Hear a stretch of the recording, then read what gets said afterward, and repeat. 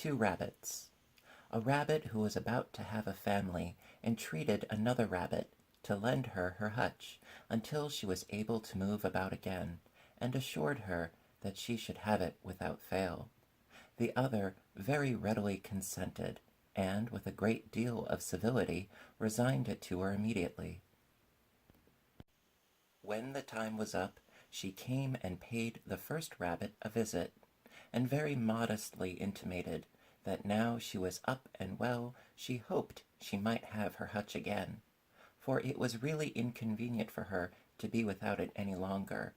She must therefore be so free as to desire her to provide herself with other lodgings as soon as she could.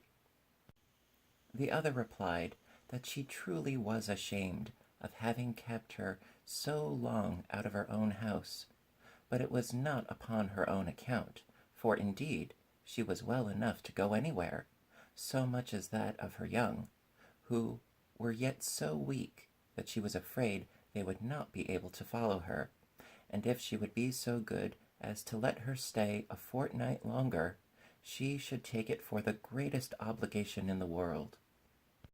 The second rabbit was so good-natured and compassionate as to comply with this request, too, but at the end of the term came and told her positively that she must turn out, for she could not possibly let her be there a day longer.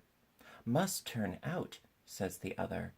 "We will see about that, for I promise you, unless you can beat me and my whole litter of young, you are never likely to have anything more to do here." Majorities promote tyranny.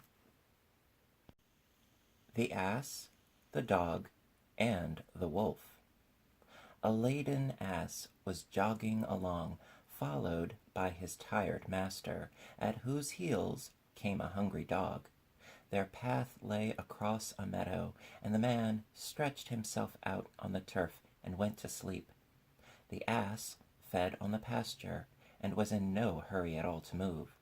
The dog alone, being gnawed by the pangs of hunger, found that the time passed heavily. "Pray, dear companion," said he to the ass, "stoop down, that I may take my dinner from the pannier." The ass turned a deaf ear, and went on cropping away the green and tender grass. The dog persisted, and at last the ass replied, "Wait, can't you, till our master wakes? He will give you your usual portion, without fail." Just then a famished wolf appeared upon the scene, and sprang at the throat of the ass. "Help! Help, dear Towser!" cried the ass, but the dog would not budge. "Wait till our master wakes," said he. "He will come to your help without fail."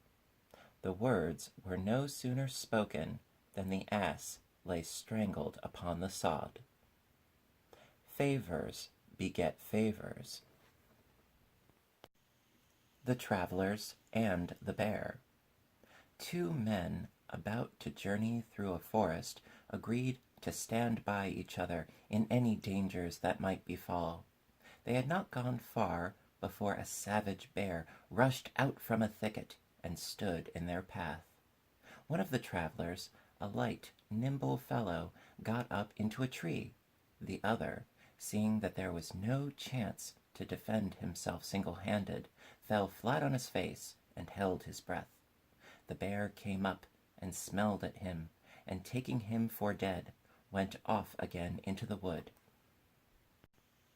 The man in the tree came down, and, rejoining his companion, asked him, with a sly smile, what was the wonderful secret which he had seen the bear whisper into his ear.